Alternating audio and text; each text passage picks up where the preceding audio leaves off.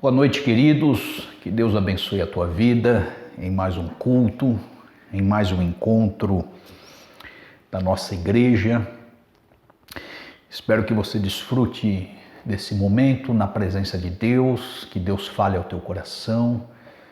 Estaremos aqui ministrando sobre a masculinidade. Estamos numa campanha de família, é a terceira pregação. Terça-feira estamos orando por familiares. Quinta-feira, a carta aos Efésios e assim tem sido a nossa caminhada. Na quarta-feira eu tenho soltado um estudo bíblico para você contemplar e refletir também. Então, a igreja está na casa, está na tua casa, está nos lares. Esse é o momento que Deus está conduzindo não só a nossa igreja, mas a igreja no mundo inteiro, praticamente.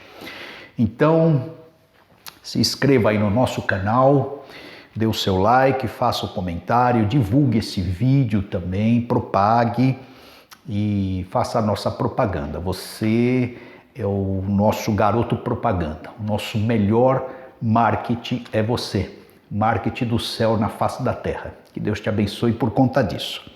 Ok? Vamos orar e pedir para Deus falar conosco através da sua palavra. Pai, em nome de Jesus, abençoe essa nossa caminhada em fé, essa nossa caminhada com a tua igreja. Somos a tua igreja, estamos somente de portas fechadas, o endereço está comprometido, mas o endereço espiritual, ele vigora. Nós somos uma teia relacional, temos vínculos, temos comunhão, temos uma identidade, temos a vida, temos uma mensagem, temos um conteúdo, temos um testemunho, temos algo a oferecer, não da nossa parte, somos somente canais nas tuas mãos, somos somente vasos de barros nas tuas mãos, somos somente servos e servas do Senhor, filhos e filhas do Senhor, e pedimos que o Senhor abençoe a igreja local, a igreja expansiva na face da terra, a igreja universal, que o Senhor guarde os nossos irmãos, nossas irmãs, que o Senhor livre da praga desta pandemia, que praga alguma chegue ao nosso lar, à nossa tenda, que os irmãos na faixa etária de risco sejam protegidos, nós também, que estamos saindo, nos movimentando. Deus faz cessar este momento caótico no mundo, derrama a tua graça, que a tua igreja avance em meio a esse clima escatológico, dê-nos estratégias, dê-nos, ó Pai, revelações, dê-nos o instrumental espiritual, para avançarmos e combatermos, ó Pai, o mal, bem como o pecado, bem como a nossa própria carnalidade. É o que eu oro e peço para que o Senhor fale conosco nesta hora, em nome de Jesus. Amém.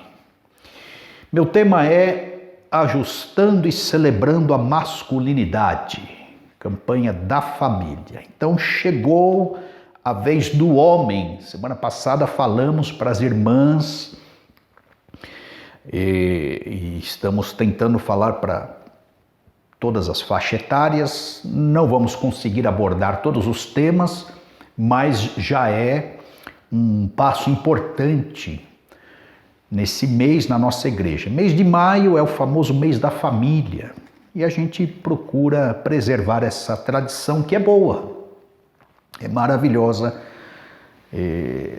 Então podemos tratar esse mês e dar uma ajustada no nosso lar, na nossa família, nos nossos relacionamentos. Pensando nisso, meu texto base é Gênesis capítulo 2, versos 7 e 8.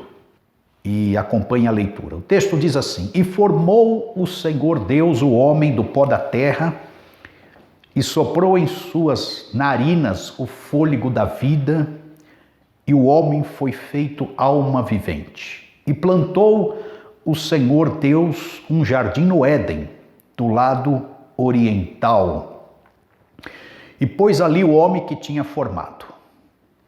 Esse é o texto sobre o homem E quero pensar então na masculinidade, na hombridade de todos nós.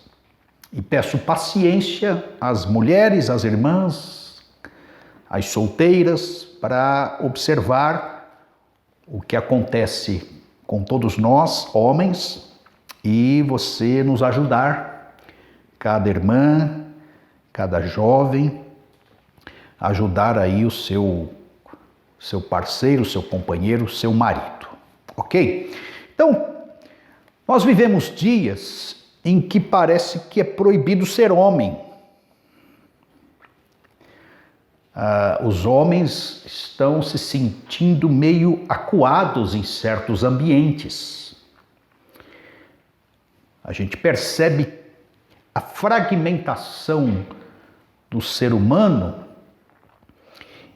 em querer ser Deus e gerar novos gêneros. Deus fez o homem e a mulher, e o próprio homem se traveste de vários comportamentos, criando vários seres. Então não existe hoje, do ponto de vista bíblico, sim, só homem e mulher, mas do ponto de vista social, antropológico, humanista, há vários personagens nesse baile de máscaras que nós vivemos neste palco chamado vida. Então temos novas configurações, novos perfis, e o homem vai ficando um pouco acuado. A efervescência do matriarcado engole o patriarcado. Isso é um outro problema.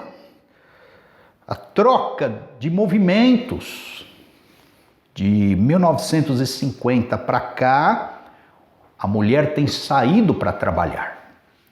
Antes saía também, mas de uma forma muito menor. Hoje ela sai para o campo, para o trabalho, para ganhar o dinheiro. Não estou falando que é errado isso.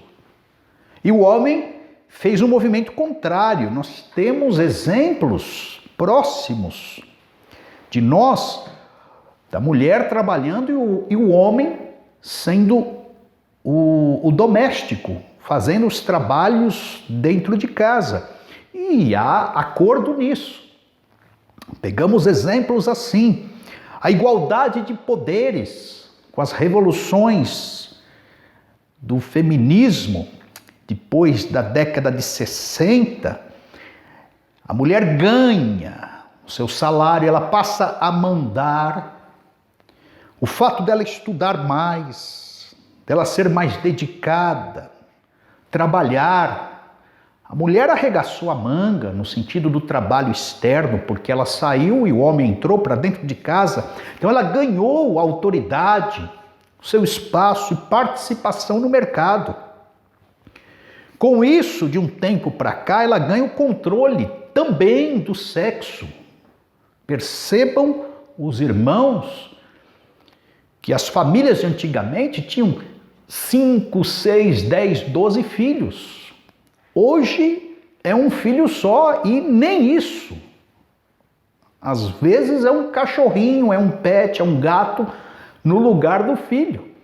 Mas era muito comum as famílias terem 4, 5. 4 era pouco até.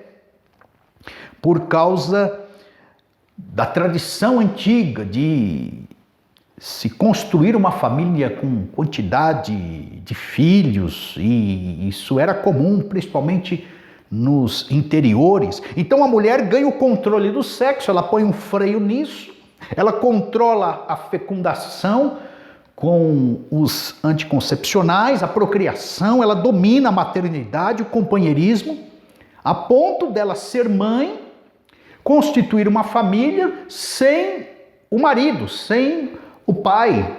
Ela dá conta, entre aspas, desse recado. Isto tem acontecido. Aquelas novelas da década de 80, 90, Barriga de Aluguel, então autonomia feminina, ela ganhando seu espaço. Estou falando esse pano de fundo de forma muito superficial para dizer que a masculinidade entra em crise. E de 50, 60, 70 para cá, o homem tem que assumir um papel mais feminino. Que homem é esse? Com esse papel feminino. Não estou falando que ele se torna um homoafetivo. Estou falando que os trejeitos dele, que antes era mais bruto, mais sólido, mais insensível, agora ele tem que admitir sentimentos, ele tem que ser sensível, ele tem que respeitar a sexualidade da mulher, ele tem que se tornar mais sensual também, cuidar da aparência. Tem homens que entram num salão de beleza 8 horas da manhã, saem 10 horas da noite, com o acervo da indústria da beleza para o homem. E coisa que antes a gente entrava numa barbearia, fazia barba, cabelo e bigode e ia embora. Hoje há todo um acervo de disponibilidade de produtos para o homem se tornar esse personagem mais sensível e sentimental e sensual. Então, com esse papel mais feminino, de uns 20 anos, 30 anos para cá também, ele vai se tornar mais pensativo, mais respeitoso, mais cuidadoso. E o brilho e a força masculina cai. A identidade dele fica ameaçada. O próprio movimento feminino rompe com a família e descarta essa participação masculina. Então, muitas mulheres são líderes do seu lar. Não só por isso, por conta da aventura deste homem, por conta do adultério deste homem, por conta do abuso deste homem. As mulheres, então, dão uma carteirada nele e determinam as regras dentro deste lar.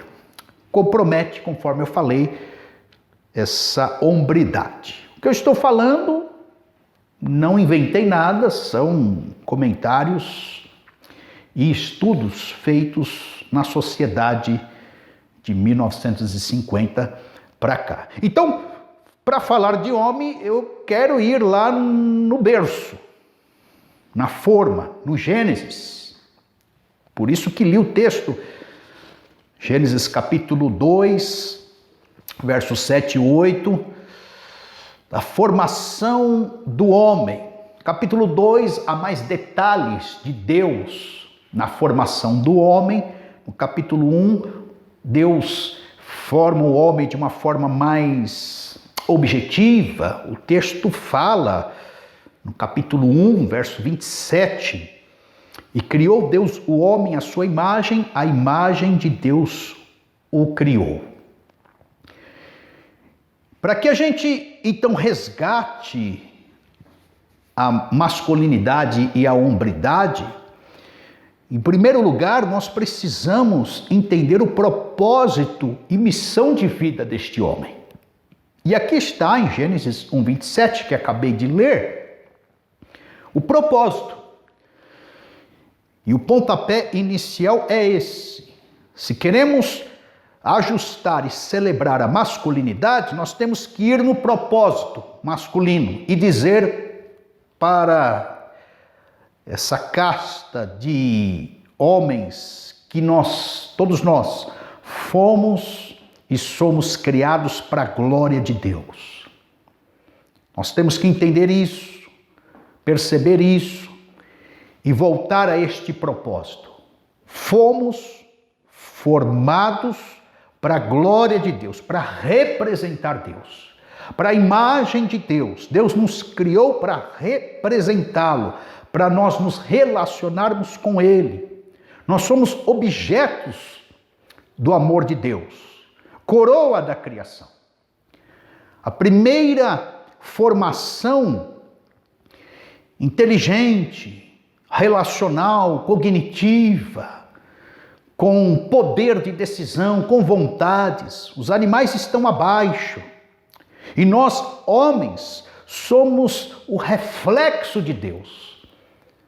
Temos características de Deus. Obviamente, não todas, mas levamos isso. Imagem de Deus, semelhança de Deus somos nós. Esse é o nosso propósito.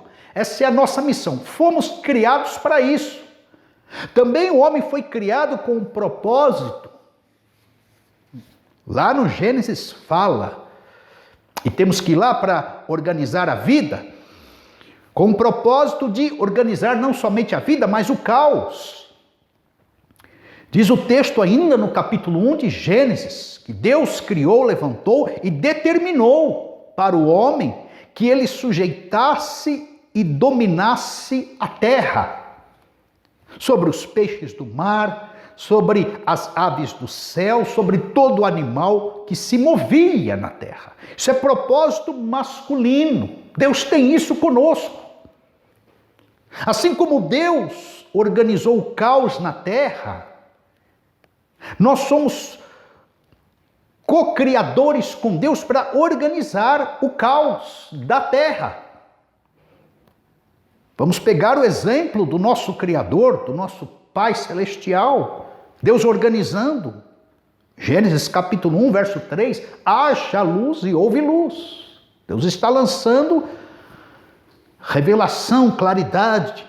Verso 6, haja uma expansão no meio das águas e separação de águas e águas. Deus está organizando. Verso 9, disse Deus, ajunte-se as águas debaixo dos céus num lugar e apareça a porção seca. Olha aí, Deus administrando, Deus arrumando a terra. Verso 11, produz a terra erva verde. Verso 14, haja luminares na expansão dos céus. Verso 20, produzam as águas abundantemente répteis de alma vivente. Deus organizando, e no sexto dia Deus faz o homem e determina, propósito nosso. Sujeite a terra, domine a terra, prossiga nesta obra de organização do caos.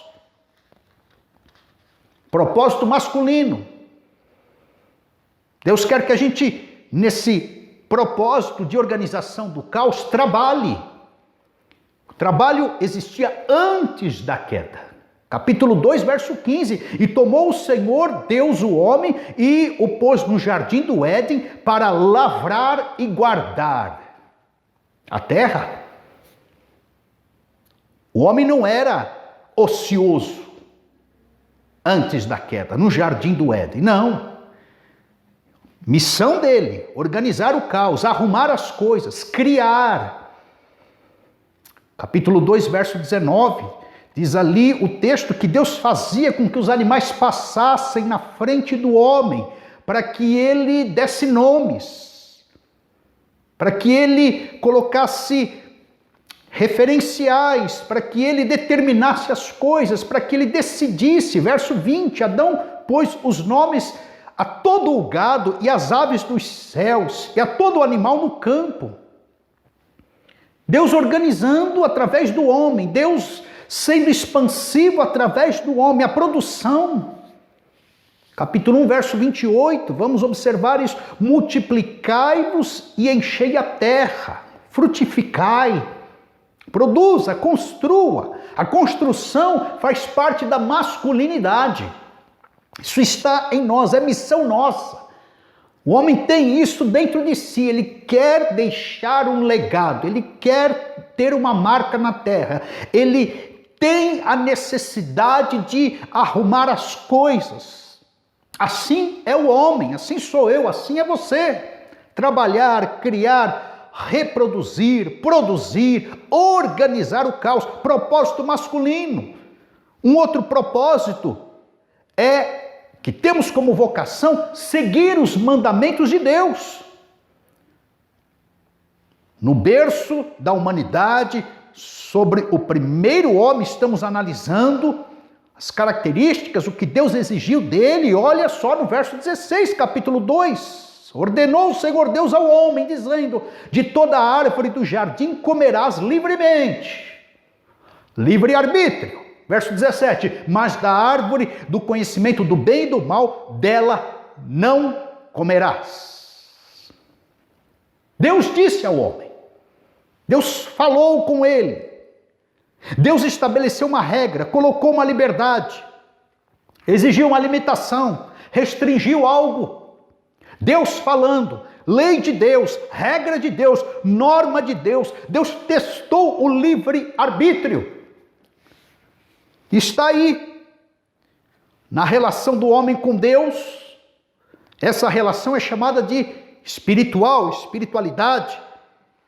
E no nosso relacionamento com Deus, e aqui nesse verso 16 e 17 do capítulo 2, a mulher não existia ainda nesta fala. Dá a entender que ela não tinha sido criada, ela vem a posteriori. Então, é propósito do homem se relacionar, ser espiritual, ter uma aliança com Deus, em primeiro lugar, e obedecer os seus mandamentos. Deus falou, você tem a liberdade. 99,99% de liberdade, livre-arbítrio. Desfrute aí desse jardim, administre, construa, organize. Está aí a chave nas tuas mãos. 1% de delimitação. E esse 1% de limitação é o meu mandamento. Obedeça. E este mandamento dado por Deus, diz o Senhor, tem tudo a ver com a vida e com a morte, porque o verso 17 fala, porque no dia em que dela comeres, certamente morrerás. Então está aí, o homem sabedor, consciente dos mandamentos de Deus, do Senhor, Deus exigindo algo muito sério, envolvendo o homem com comprometimento profundo, um mandamento de Deus, Deus está falando nas entrelinhas que não pode ser negligenciado em hipótese nenhuma. Deus exige do homem isso, dota ele de faculdades, conhecimento, ideias, senso de escolha, raciocínio, discernimento, consciência. Muito bem, isso tem a ver com a vida e com a morte. Cuidado, mandamentos do Senhor têm a ver com a vida e com a morte. Então, esse é o cenário. Deus acima, o homem como criação e os animais abaixo. E aí a mulher vem à cena. Da costela se faz a companheira. Através daquela cirurgia de Deus, num profundo sono, ele tem então uma pessoa para ladear ele, que seria sua companheira. E quando ele estava, dizem os comentaristas, dando nome aos animais, ele via os pares. E ele estava sem uma companheira, uma adjutora, e Deus proporcionou. Agora estava tudo equilibrado. Sem pecado, o Éden, a presença de Deus, diz o texto no capítulo 3, que na viração do dia, Deus se apresentava ao homem, a iniciativa de Deus vem desde do Gênesis, Deus tem iniciativa para se relacionar com o homem por conta deste amor, e sempre Deus fez este movimento tomando a frente, desejando e se revelando ao homem. Muito bem, mas nós vemos aqui numa outra ideia que o não cumprimento dos propósitos de Deus para o homem, eles resultam em consequências dramáticas, terríveis. O propósito do homem era tudo isso que eu falei. Agora, o não cumprimento dos propósitos de Deus para o homem acarretaria em sérias consequências. Vamos observar aqui. Em primeiro lugar, quais são essas consequências? Agora estamos já no capítulo 3. A inversão de posição dentro do lar, dentro desta relação conjugal, dentro desta casa. Deus tinha falado para o homem observar as leis que ele tinha determinado. Ele veio primeiro, era para que ele liderasse espiritualmente o lar. Mas no capítulo 3 nós temos uma grande sedução da incorporação de Satanás à serpente e do ludibrio desta serpente à mulher. Está aí o berço do pecado original, o que a teologia chama do início da depravação total. E aqui nós observamos que a negligência deste homem, a falta do cumprimento dos propósitos de Deus, gerando uma inversão de posições dentro da casa, do lar, do matrimônio. A serpente vem, seduz, induz, e diz o verso 6, e viu a mulher que aquela árvore, que era do conhecimento do bem e do mal, era boa para se comer e agradável aos olhos, e a árvore desejável para dar entendimento. Aquela conversinha que Satanás teve com a mulher. Certamente não morrerás, vocês serão parecidos com Deus, vocês saberão como Deus sabe. Tomou do seu fruto, a mulher tomando a frente. Deus tinha colocado um limitador, uma ordem, uma regra, uma norma. Não era para que ocorresse aquilo. O homem está ladeando a mulher, e a mulher toma a frente, toma do fruto e come. E deu também ao seu marido, e ele comeu com ela. Até aqui, segundos antes da queda, do pecado. Eles estavam ainda no estado de perfeição, no estado de santificação, no estado de relacionamento direto com Deus.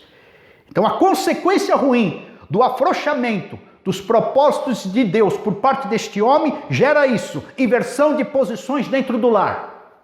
A mulher lidera, a mulher toma a frente, a mulher decide, a mulher interage em primeiro lugar, a mulher toma as rédeas deste lar, o controle, ela determina qual fonte de conhecimento eles vão se conectar. Aqui, Eva, se conectando à serpente, tomando a frente, pegando do fruto, gerenciando a coisa, dando para o marido, e ele, consequentemente, indo atrás desta ação por parte desta mulher, que era sua esposa. A segunda consequência é que essa escolha gerou uma falsificação de vida. Porque depois que eles comeram, diz o verso 7, então foram abertos os olhos de ambos, estou no capítulo 3, e conheceram que estavam nus, e coseram folhas de figueira e fizeram para si aventais. Soluções paliativas. O homem agindo agora, pela falta de propósito dele com Deus, agindo com soluções paliativas, com fugas, com amadorismos, protelando a solução verdadeira, atenuando aquilo que ele deveria de fato fazer, tentando resolver algo de forma amadora. Não resolvia. Diante de Deus não seria esta a solução. Então, quando o homem não se coloca diante de Deus com os propósitos que Deus tem para a vida dele, ele caminha paralelamente àquilo que Deus tem. E vai construindo um estilo de vida com soluções paliativas e não definitivas. Ele vai resolvendo por si só, ele vai resolvendo a seu bel prazer, ele vai resolvendo diante das soluções mundanas, diante das promessas do pecado, diante das rotas de fuga, ele vai resolvendo, deixando Deus à parte, sem encarar a verdade, sem se posicionar de fato.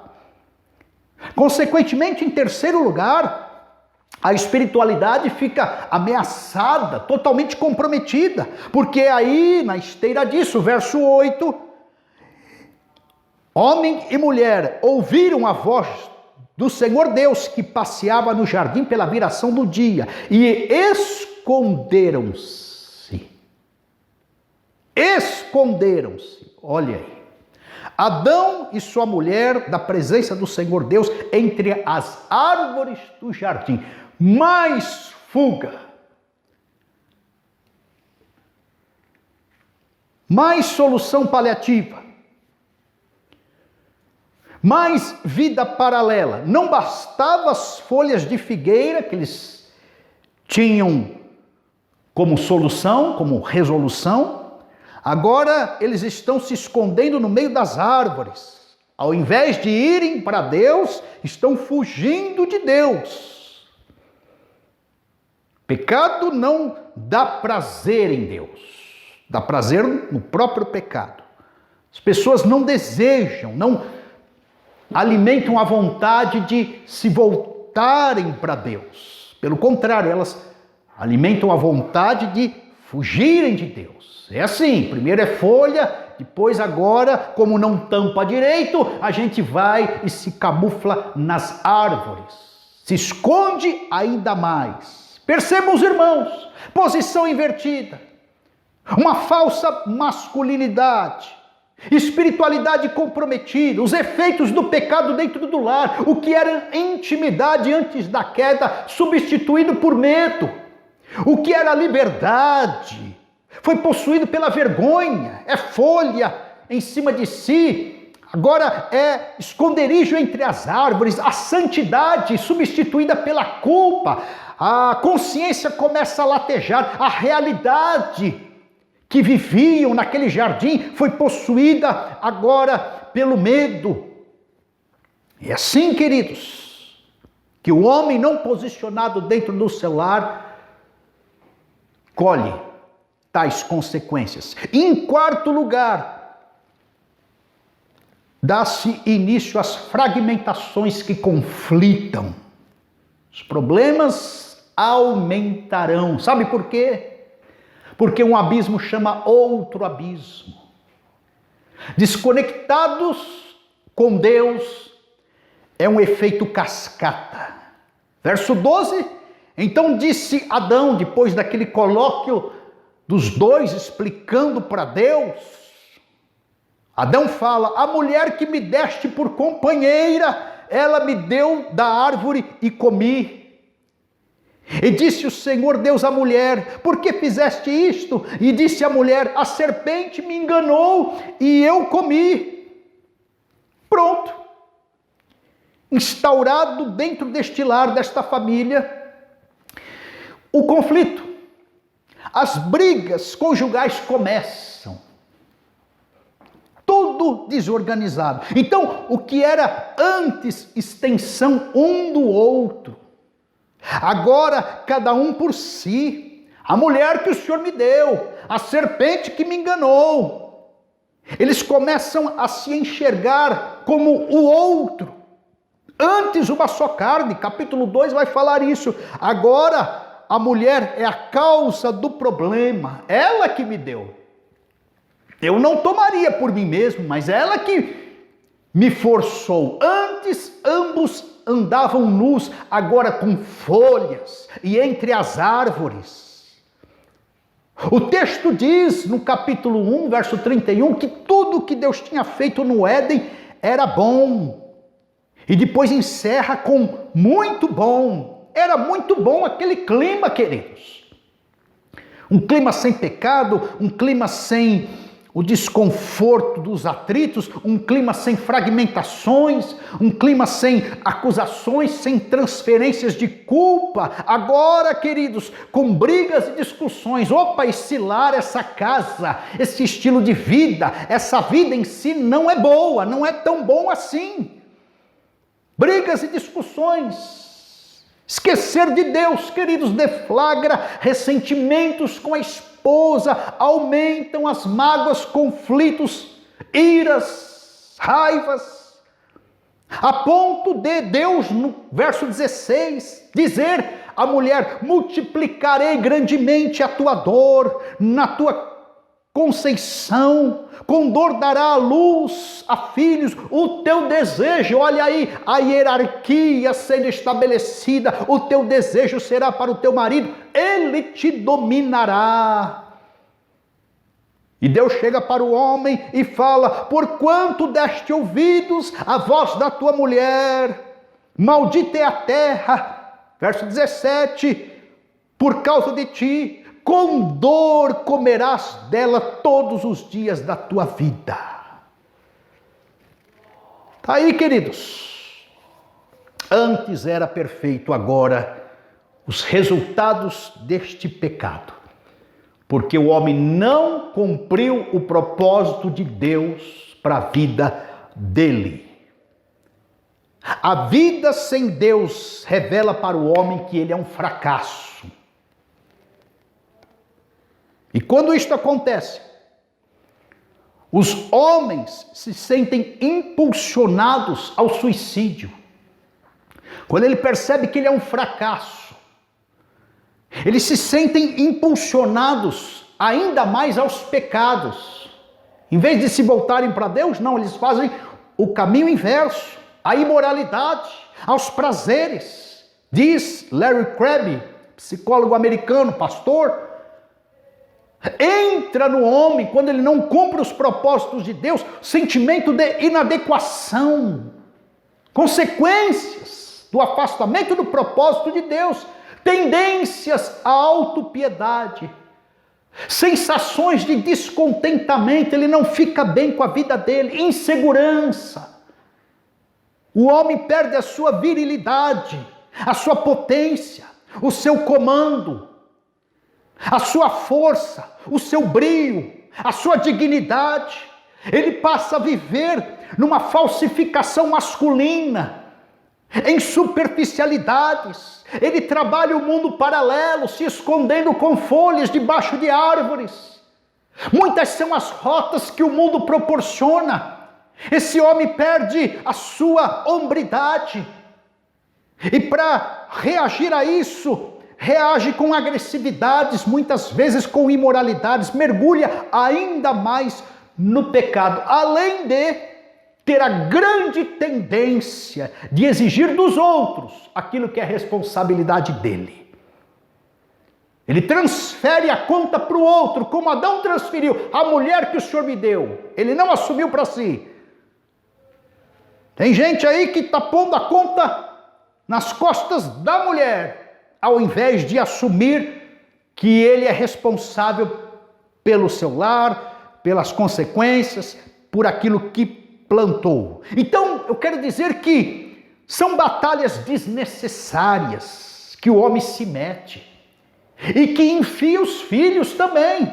O filho, no caso masculino, quando vê o modelo de um pai desse, esse pai está transferindo lutas desnecessárias para esse filho. Aquilo que esse pai não conseguiu vencer, ele deságua no filho. E o filho passa a ter uma luta infundada que não era dele. Mas pelo modelo de frouxidão, de impotência, de insegurança, de sentimento de inadequação deste pai, esse filho passa a lutar com coisas e sombras, e o passado, e a infância, e a criação, e o legado que o pai lhe deu. Interessante? Muito bem, queridos. Virando aqui a página, como a gente se livra disso tudo? Como a gente conquista o nosso espaço, a nossa hombridade, como a gente se resolve um pouco mais. Lembrando os irmãos que resolução 100% só na glória. Do lado de cada glória a gente vai lutar com isso tudo que eu estou falando. Mas vamos lançar olhos aqui para a palavra de Deus, para ajustar a nossa masculinidade e para celebrar a nossa hombridade. Nesse clima a qual eu falei, de desconforto, de crise, de opressão, de pressão sobre o homem. Vamos lá, primeiro passo, meu irmão. Cesse os movimentos de fuga. Você que não está no propósito de Deus, você tem que mergulhar em Deus. Você precisa abraçar Deus, você precisa voltar para o propósito original de Deus na tua vida. Meu irmão, homem, solteiro inclusive, vocês não estão de fora não. Vocês homens, que saíram ou não estão no eixo do propósito de Deus. E o eixo do propósito de Deus para a nossa masculinidade é vivermos para a glória dele. Você vive para a glória de Deus. O que você faz produz glória para Deus? Essa é a pergunta. Quando eu falo eixo, estou falando do cerne. Eu estou falando para você viver para aquilo a qual você foi chamado. Não adianta, você vai comer poeira, alguma coisa dentro de você vai ficar muito desconfortável, não vai encaixar, o mistério da vida vai aumentar. Então você pense nisso. Você vive para a glória de Deus em primeiro lugar. O propósito de Deus para a tua vida é organizar o caos. Homens têm que trabalhar, têm que procriar, têm que dominar, sujeitar a terra. Claro, não estou levando isso a ferro e fogo. Não, pastor, eu tenho que ter filhos a todo momento, não é isso que eu estou falando. Estou falando que, de forma genética, nós precisamos organizar o caos com a nossa missão, com a nossa construção, com o nosso trabalho. E respeito você que não quer casar, e respeito você, solteiro, que não quer casar e não quer ter filhos. Enfim, eu respeito. Ou você que já é casado e não quer ter filhos, não trago isso como obrigatoriedade, mas dominar a terra, organizar o caos, arregaçar a manga, partir para cima dos desafios, cumprir em terceiro lugar como propósito os mandamentos de Deus. Sobre nós repousa esta responsabilidade de cumprir a lei do Senhor. Nós estamos num país totalmente feminino. A mulher sai à frente. Há uma pesquisa aí, 60%, 70% das igrejas, quem arregaça a manga, quem sai na frente, quem ora, quem põe a mão no arado, são mulheres. E os homens aonde estão? E quando o homem prega, ou só se destaca, ou só exerce o ministério, porque a mulher está na retaguarda, orando, de joelho no chão, ou seja, é espiritualidade de terceira mão. Responsabilidade nossa. Então, retome a vida. Pare com soluções paliativas, humanistas. Pare com atalhos. Não é folha de figueira. Pare com os processos paralelos, com a fuga da espiritualidade. Vá para o cerne, mergulhe em Deus. Você é responsável pela espiritualidade dentro do teu lar, e isso é nas tuas costas e não nas costas da tua esposa. Não deixe a tua esposa tomar a frente do lado espiritual. Não é para disputar com ela, mas é para que você, de forma espiritual, seja espiritual. Busque a Deus, mergulhe em Deus, porque Deus há de te redimir. Ah, pastor, mas errei até aqui e tal. Em Deus há remissão, em Deus há solução. Quando eles então se encontram com Deus, capítulo 3, verso 21, e fez o Senhor Deus a Adão e a sua mulher túnicas de pele e os vestiu. Isso aqui, na explicação que quero dar é: o que vem de Deus é definitivo, o que vem de Deus é legítimo, o que vem de Deus é verdadeiro. Então, meu irmão, tua prioridade e a prioridade universal de todo homem é não se isolar de Deus. Porque se o Senhor não edificar a casa, em vão trabalham os que edificam. Inútil será você levantar de madrugada, repousar tarde, comer o pão de dores, pois assim Deus dá aos que estão até dormindo. Busque Deus em primeiro lugar.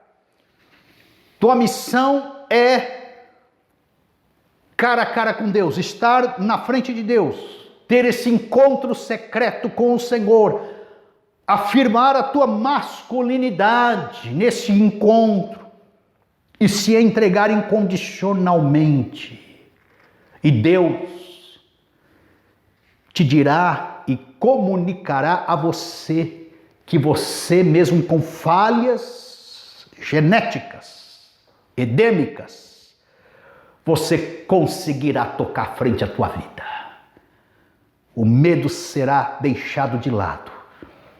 Deus comunicará a você e a mim que Ele está conosco, que nós não estamos sozinhos. A mensagem de Deus ainda será a seguinte: eu firmo a tua identidade e eu acredito em você, no teu potencial, na tua qualidade, na tua destreza. Em Deus nós somos potencializados, queridos. Deus comunica isso quando o homem solteiro, casado, ancião, busca a sua face. Muito bem, a solução está aqui. O segundo passo é você se posicionar dentro do teu lar. Perceba ali que Adão negligenciou, afrouxou, a mulher foi e decidiu, do ponto de vista espiritual, se conectando numa fonte errada, a saber, Satanás. Então, é a ideia de Pedro, na sua epístola, na sua carta: maridos, vós igualmente vivei a vida comum do lar com discernimento. Você não pode ser um boneco dentro da tua casa, você tem que marcar a tua presença. Com a presença de Deus, vivei a vida comum do lar. Não se aliene dentro da tua casa. Poder da presença masculina, com discernimento. Saiba o que está acontecendo aí dentro. Saiba quais são os problemas. Saiba as dificuldades que todos enfrentam aí. Não deixa a tua esposa tomar a frente. Diz o texto que ela é a parte mais frágil. Nós, homens, precisamos resgatar a nossa masculinidade em Deus e dentro do lar também. Agora eu quero falar com as esposas. Deixa eu abrir um parênteses aqui. Minha irmã, deixa o teu marido ser marido aí dentro, né? Porque tem mulher também que eu vou te falar, só o sangue do cordeiro. Sai desta posição que não é tua, minha irmã. Deixa o teu marido ser homem aí dentro da tua casa. Tem marido que se falar eu quero assim, ela dá divórcio. Se o marido falar eu quero assado, dá divórcio. Se o marido falar assim diz o Senhor, pronto, voa a panela. Não tenha, minha irmã, a síndrome da mulher aranha. Que síndrome é essa, pastor? A aranha, o que ela faz? Ela faz a teia, atrai o macho, eles fecundam, ela tem os ovos, e aí a aranha vai e mata o macho. Não seja tola, né? Falamos para as mulheres semana passada, não é o meu tema aqui, mas eu tenho que abrir este parênteses e fechar. Dito isso, as irmãs, as mulheres, casamento é cumplicidade. Sim, osso do meu osso, carne da minha carne. Mas agora é em Jesus, e é em Jesus que a gente resgata a nossa masculinidade na perspectiva do Novo Testamento. Este marido administra essa liderança com amor. É autoridade, claro que é, minha irmã, autoridade sem autoritarismo. Nenhum marido vai ser um déspota, uma pessoa ferrenha, uma pessoa iracunda, não é para ser. Se esse marido deixa Deus tratar com ele, não põe a tua mão não. 1 Pedro, capítulo 3, verso 1, tenta ganhar ele sem palavras. Mas voltando aqui minha fala para os homens, solteiros, aprendam aí, e casados, amem as vossas esposas. Paulo fala isso aos Colossenses, Paulo fala isso aos Efésios. Essa é a nossa missão. Amor incondicional, é doação, dar do melhor de nós, oferecer o que elas precisam, tornar esse amor aí de substantivo em verbo, tornar esse amor prático, focar na felicidade da esposa, A gente vive em função dela, a gente se entrega. Paulo, falando aos Efésios, como Cristo se entregou para a igreja, o marido se entrega. Homem, a nossa identidade, ela é reforçada na entrega. Não fique se autopreservando. A gente se refaz na entrega. Isso vem desde o Éden, a nossa missão. Está lá na formação. Isso está no nosso DNA, a gente tem que se entregar. Pense nisso, não fique se autopreservando. Você vai ficar sozinho a vida inteira. E a mulher precisa desta comunicação, de que alguém se entregou, de que alguém se anulou, de que alguém se sacrificou por ela. E aí ela tem que responder com a submissão. A missão é nossa e a mulher responde com a submissão. Então, voltando aqui novamente, rapidamente, mulher, responda com submissão à missão deste marido que Deus tem colocado na tua vida, a qual você casou.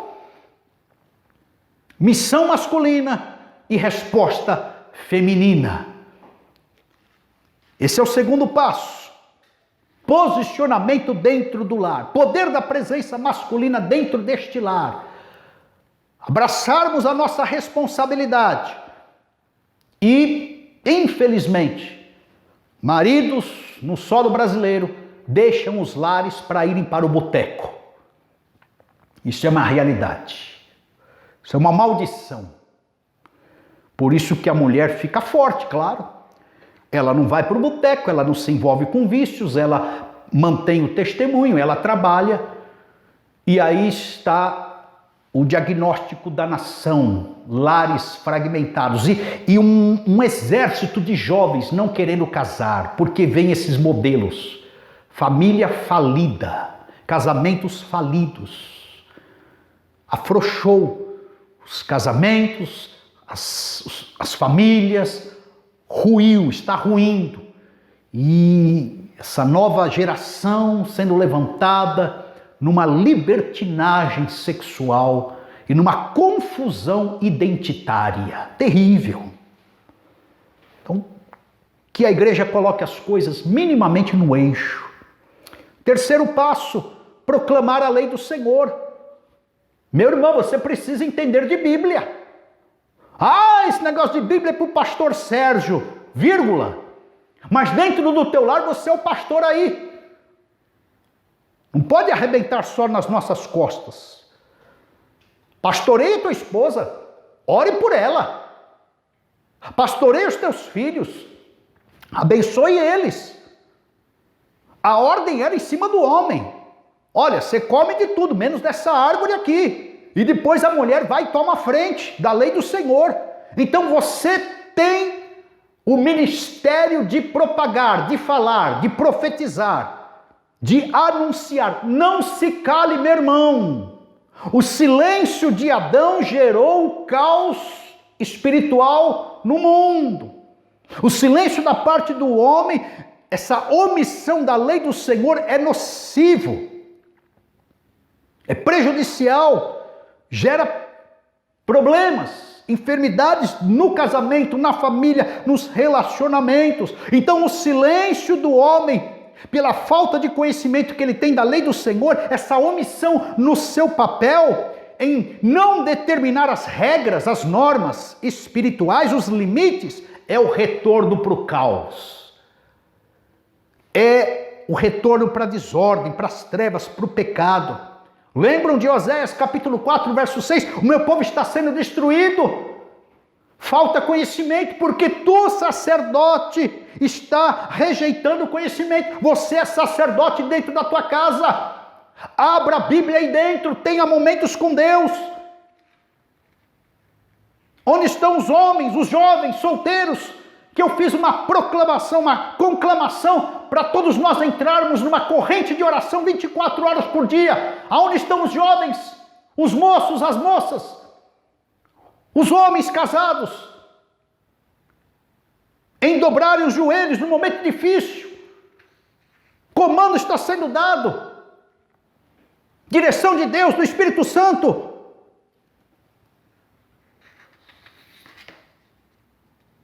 Não podemos nos omitir, queridos. Moço que quer casar, tome a tua linha. Se posicione diante de Deus. A força do jovem solteiro faz ele cheio de potência e cheio de si. Quero dizer que o tempo vai passar. E você vai perceber que só foi um momento. Momento da mocidade. E o teu chamado é para um amadurecimento. E conforme o tempo passa, você vai deslocando essa confiança em si mesmo. Não que não tenha que ter, mas você desloca para Deus. E você vai dependendo cada vez mais de Deus. Então não se cale. Principalmente de posse da lei do Senhor. Saiba primeiro a lei, fale e faça, dê exemplo. Esse é o terceiro passo. Fique esperando a tua esposa dar exemplo primeiro, não, meu irmão. Não fique alheio, ausente, desatento, fazendo com que ela seja viúva de marido vivo. Saia na frente, dobra o teu joelho, puxa a tua casa para o espiritual, dê exemplo aí dentro, declare aí, assim diz o Senhor, Deus me mostrou. Chame as pessoas para o relacionamento, para as correções, para o eixo. E, em último lugar, o quarto passo para a gente resgatar masculinidade é organize o caos. Se a nossa missão é dominar e sujeitar a terra, trazendo isso para o nosso contexto imediato, é o que Paulo falou. Vamos traduzir esse negócio aqui para as páginas do Novo Testamento, 1 Timóteo capítulo 3, verso 4 e 5, que governe bem a sua própria casa, criando os filhos sob disciplina, com todo respeito, pois se alguém não sabe governar a própria casa, como cuidará da igreja de Deus? É isso aí, querido. Equilibre a sua vida, dê atenção aqui, acolá.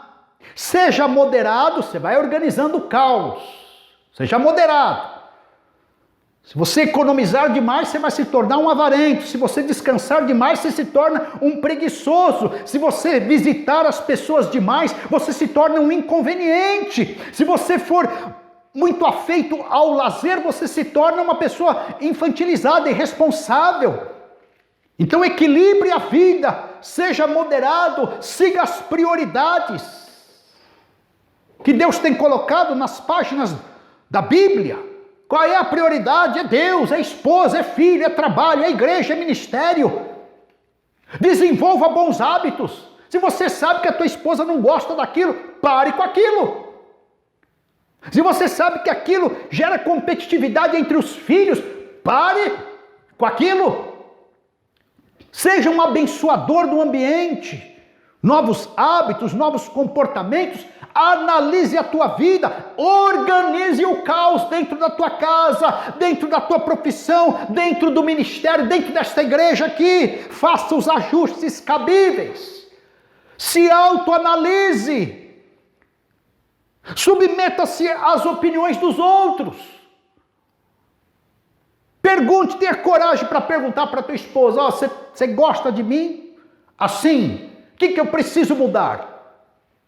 Pergunte. O que eu estou te ferindo, magoando? Pergunte.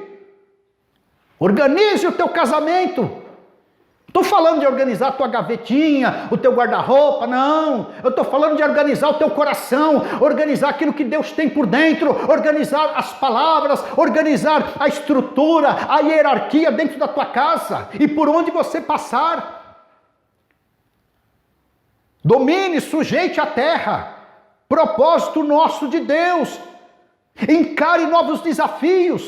Está aí, o mundo está virado de cabeça para baixo. Nós temos que nos reinventar. Novos desafios. Estou aqui pregando virtualmente. Queria ver a tua cara. Queria estar presente aqui. Estamos até como igreja nos reinventando. Pastoreando de longe. É assim a vida. Não tenha medo de falhar. Mas o vídeo não ficou bom. Mas a peça não ficou boa. Mas a negociação não foi tão boa assim. Nós falhamos. Não tenha medo de falhar como homem. Em nós há muitas condições, expedientes, prerrogativas para nós reiniciarmos a vida redimidos. Adão e Eva não reiniciaram. Deus chamou atento e deu as ordens. Onde está? Onde está? Assim é Deus conosco. Ele nos coloca de pé para nós prosseguirmos a vida. E qual é o homem que não falha? Todos nós falhamos. Recomece. Mesmo sem muita sabedoria, mesmo sem saber o que fazer, mesmo sem muita força, mesmo amedrontado, recomece. Não deixe de produzir, de fazer algo. Não caia para a ociosidade da vida. Seja fiel no pouco. Organize o caos, meu irmão. Oponha-se às desculpas. Se você falar não consigo, Deus vai falar tudo posso naquele que me fortalece. Se você falar estou com receio, Deus vai falar não temas. Deus é assim conosco. Se você falar eu não tenho dinheiro, Deus fala comece com o mínimo. Saia de casa, dê uma volta no quarteirão, dobre o joelho. Já são ações mínimas em direção do primeiro passo da revelação. Oponha-se às desculpas. Mais tarde eu faço, eu deixo para amanhã, deixo isso para depois. Meu irmão, organize o caos aí dentro, respeite os limites. Quais são as regras espirituais que você tem colocado dentro da tua casa? Quais são? Estabeleça aí os limites, as fronteiras, as condições, as prioridades. Tem marido que senta na cadeira do jantar e o cabra não tem o mínimo de fé para agradecer a comida. Comece por isso, meu irmão. Dê graças a Deus ali pelo pão de cada dia. Comece pelo mínimo. Gestos simples, mas bombásticos nos efeitos. Poderosos nos efeitos. Deus é tão bom que Ele exige aquilo que a gente consegue dar e muitas vezes são coisas pequenas. Deus não exige de nós uma pregação para 50 mil pessoas num estádio lotado. Deus exige de nós, respeite a tua esposa. Olhe na cara do teu filho. Saia na frente. Nas prioridades. Tenha iniciativa. Se você quer que os outros, sua esposa, seus filhos façam, saia na frente. Essa semana eu soltei uma frase para a liderança da nossa igreja, falando que se eles querem que os liderados tenham paixão por Jesus, nós como líderes teremos que ter uma boa hemorragia pelo mestre. Eles querem que os liderados sangrem apaixonados por Jesus. Nós, líderes, teremos que ter uma hemorragia enorme, porque é o exemplo. É isso. Por certo, Deus te honrará. Aí entra a celebridade. Você vai desfrutar Gênesis 1:31. Eis que era muito bom. Você vai desfrutar Eclesiastes 9:9. Tenha prazer, desfrute. Goze a vida com a mulher que amas todos os dias. Será satisfatório a tua vida, o teu casamento, o teu lar, a tua casa, a tua profissão. Você vai chegar lá na frente, olhar para trás, perceber que as lutas, gigantes, desafios não te derrubaram. Então, meu irmão, celebre a vida, aprecie mais as coisas, jubile, Preste atenção na individualidade de cada um. Seja mais humorado, fale com Deus. Cultive o romance. Elogie aqueles que estão ao teu lado, que acreditam em você. Ministre as linguagens de amor de cada um. Cumpra o que Deus tem para você. E você, volta a dizer, lá na frente, celebrará o último estágio da vida. Então é isso. Cesse os movimentos de fuga, se posicione, proclame a lei do Senhor, essas são as soluções, e organize o caos aí dentro. Quero orar por tua vida e pela minha vida. Pai, em nome de Jesus, te louvamos, te agradecemos por esta palavra. Abençoe, Pai, os homens da nossa igreja. Abençoe os homens que estão ouvindo esta pregação.